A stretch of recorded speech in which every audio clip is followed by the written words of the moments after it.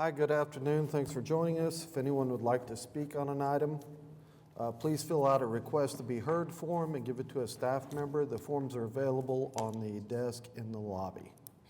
Before I bring this meeting to order, I would like to welcome our newest trustee, Mariana Adams. Thank you for being here and look forward to working with you on this trust. And I think you'll bring a lot of value to it for us. So thank you very much. All right, with that, we'll call the meeting to order.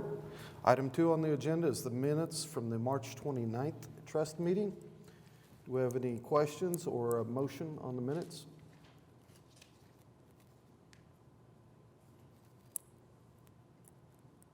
We have a motion and a second. Please cast your votes.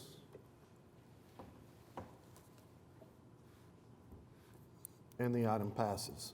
Brings us to item 3 on the agenda, the ratification of claims. Do we have a motion on claims?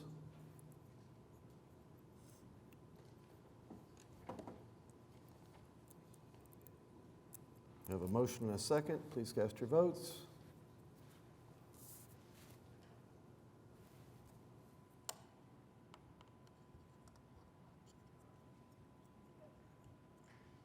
And that item passes as well. Brings us to item 4 on the agenda, which is items for individual consideration. We'll start with the item 4A, contract with Allen, Gibbs & Hook, LC, audit services for fiscal year 2021-2022. Joanna's going to explain the item. You're already up there. Go ahead. Yeah.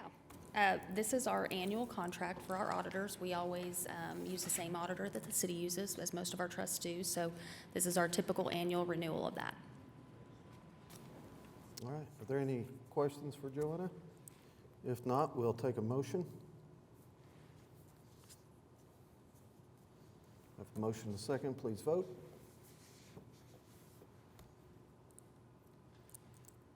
The item passes. Brings us to item 4B on the agenda, the joint resolution with the City of Oklahoma City approving an allocation not to exceed $102,200,000. This is in regards to the OKANA development. And staff is going to introduce the project, and then Chad. Yep.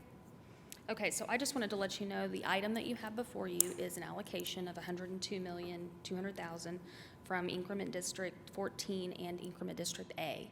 14 is the sales tax district that covers the FAM, the area around the FAM. A is the ad valorem district. It has the same footprint as 14. And so we're allocating from both of those. The proposed allocation for the project is 100% of the actual ad valorem taxes paid over the life of that TIF, which is estimated to be about $67.475 million, so $67.5 million. And then the other portion of the allocation comes from the sales tax TIF, and we're looking at 90% of the 2% general fund portion. So keep in mind, we won't allocate the fire safety sales tax, the MAP sales tax, those things. We're only looking at that 2% non-dedicated. And we're going to do 90% of that. That is up to a total maximum of $3.34,725,000. So those two together total of 102. And I will have Chad Claiborne come up and run through the presentation. Thank you. Good afternoon, everyone. Appreciate y'all giving us the opportunity to talk to you about OKANA. And we'll run through quite a few of the images pretty quickly because they're renderings, just kind of excitement pictures. This is one I'd like to hit on very quickly is, this is the reason that the Chickasaw Nation is involved in this commercial development, wanting to see this property get developed, is to support the First Americans Museum in two ways. The nation wants to see this be successful from a financial viability standpoint, but also, more importantly, is to see as many people experience the museum, the culture, the history of the First Americans, the 39 tribes here in Oklahoma. And so this is why we want to provide this development. And as we'll talk through what the development consists of, I think you'll be able to see how that should support the museum and their efforts. The commercial development will consist of an 11-story, 404-key hotel. We anticipate to have about 500,000 patrons come through the resort every year.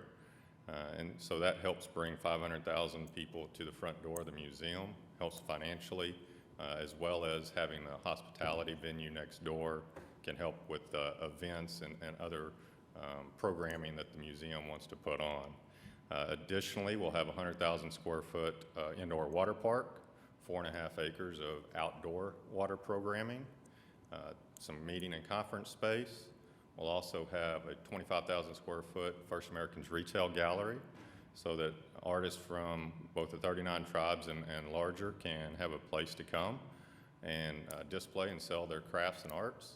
Additionally, we'll have parking garage to support the hotel and surface parking along with that as well.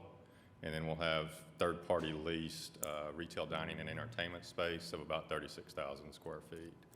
So all of that helps support that infrastructure of the museum. This provides an aerial view so that you can see kind of the layout for the commercial development. And we'll pass through these and get to the financials, which I'm sure this group are keen to see and talk through. Hopefully everyone sees the pictures and has some excitement to be there opening day with us. It's a very exciting development. This is a little bit of the team. I won't hit on this too much, but we do have, a great team put together from construction, design, and developers, all that have experience in this type of mixed-use programming. And now into the financial portion.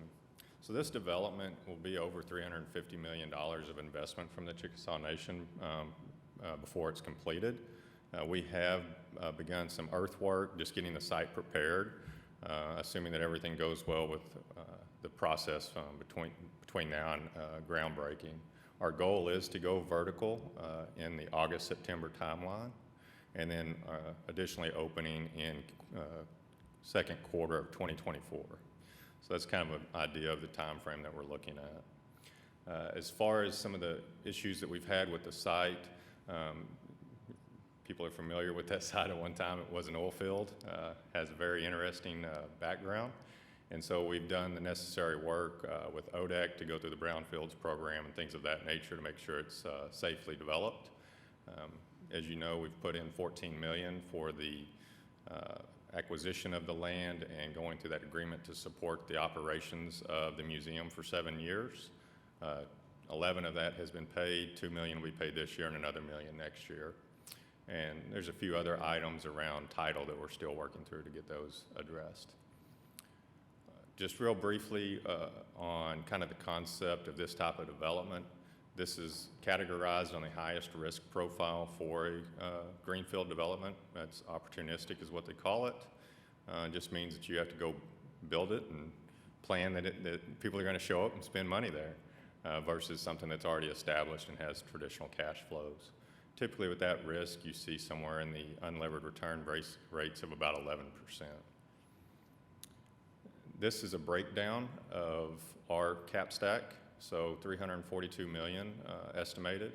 That is not including anything for the land, as you can see, as far as the $14 million was put in for that. As far as the right-hand side, that is the projections that we are going with based off the feasibility study that was completed. 6.7% would be the estimation if there was no TIF funding. And remember what we talked about on the previous slide that typically you would see an 11% rate of return in a greenfield development. The TIF helps substantially by getting us to an 8.2, which is still significantly below this type of development. Now with that said, the nation wants to see this support the museum, and that's why they're still willing to go forward with this development. As well as as you know about the nation's history, we like to invest in the communities that we operate and live in. And so we feel like this meets the goals of the Chickasaw Nation. One little quick point on that is part of this $28 million that's projected to provide the return is technically $1 million of that's provided by the Chickasaw Nation as well, because we're going to lease some of the property to the nation. The retail gallery and such will be leased to the Chickasaw Nation entity itself. So on this is just kind of bringing more into the detail around the changes in the rates on expected returns for development of this nature, just continuing to show that it's substantially below, approximately 30% below what you would expect for this type of development. And that's assuming that we are 100% successful and hit all our revenue projections. So, the overview of the TIF. So Joanna provided a great overview on the percentages. This is showing the number side of that. As you can see, the bulk of it comes from ad valorem. So, if we don't build it and have the value there, obviously that doesn't come to fruition. And then same thing on the sales tax. Since this district is relegated just to our development, it's going to come from just the sales that this development drives. So I think that helps keep it very clean and organized and understanding the performance of the TIF, as well as you can see on this, if you can go back one slide, I'm sorry, on the goal is to go to the state and utilize the Leverage Act to match the sales tax component of this. And that will help support to get to that 8.7% unlevered return. One thing I'd like to bring attention to is while $102 million is being provided from the TIF as a whole, that's over 25 years. And so if you look at it as a net present value, essentially the money that we have to spend today to get the development, that's what's presented on the far right-hand side, which is approximately $36 million from the city and another $13 million from the state. So it provides about 14% of the capital stack for this $342 million development. So it helps get us through a lot of those bringing the site developed ready that we mentioned earlier. So very, very much needed. Economic impact. Obviously, this is an important component, in my opinion, because of the fact that you're going to bring 500,000 people to the site. The bottom right-hand is another very important number to me, is the 53% are coming from out of state. And then obviously the city will like the fact that we're also bringing people from Tulsa and the rural communities here, and spending some dollars and putting it in our Oklahoma City economy. Additionally, we'll have over 500 employees there starting in year one, and hopefully will grow as that continues. And that's just within the resort component. Everything that the retail dining and entertainment and the retail gallery should add value on top of this. And so that is a very quick run through of the OKANA, and be happy to answer any questions that the committee has. Thanks, Chad. Do we have any? Go ahead. Chad, what comprises phase one that's opening in 2024? Yes, if we go to the aerial, everything that was discussed is in phase one. So everything shown on this image, the hotel, the water park, outdoor parking garage, everything that was discussed is in phase one.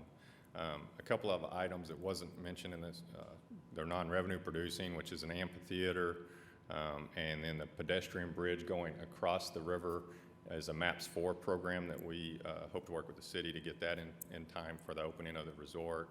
And then additionally, there's, if you see those little red things on the river, those are the river cruisers, the Devon River Cruisers, and we got an FTA grant to put a ferry landing on the site. All of that is, the goal is to be in phase one. Yes, ma'am. Mm-hmm. Wrong one. Out of those 500 jobs that you mentioned, is there just an estimate on what those, that income looks like for those 500 employees? We do have that in our economic development study that was done. I don't have that in front of me at the moment. I will say a lot of these will be, some of the will be part-time due to the nature of the water park and things of that, but I can get you that information. I'm sorry I don't have it with me today. Great, thank you. Any other questions? Thanks, Chad. Appreciate the presentation, and really excited about this complex. Really appreciate the development that you guys are putting in. I think it's going to be fantastic. So thank you very much. Thank you. All right. With that, we can take a motion.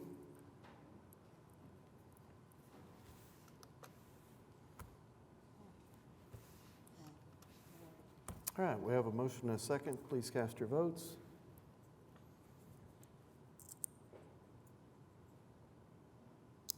And the item passes.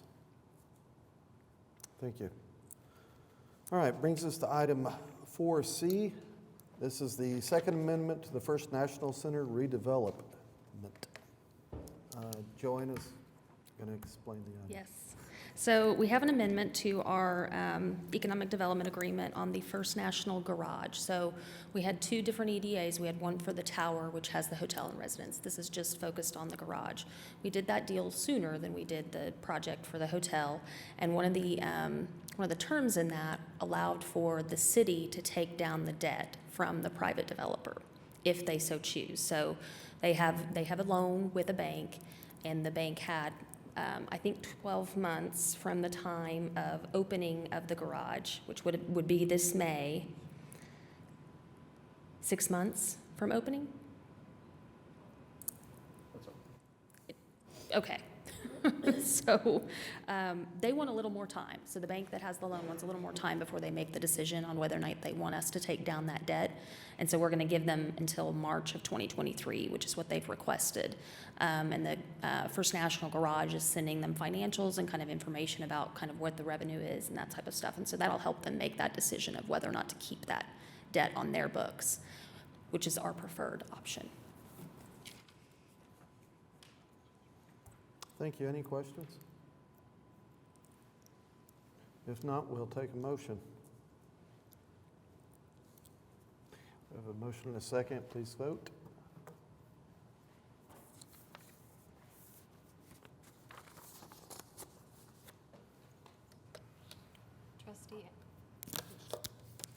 Trustee Adams, how do you vote? I have to abstain from the item. Oh, okay.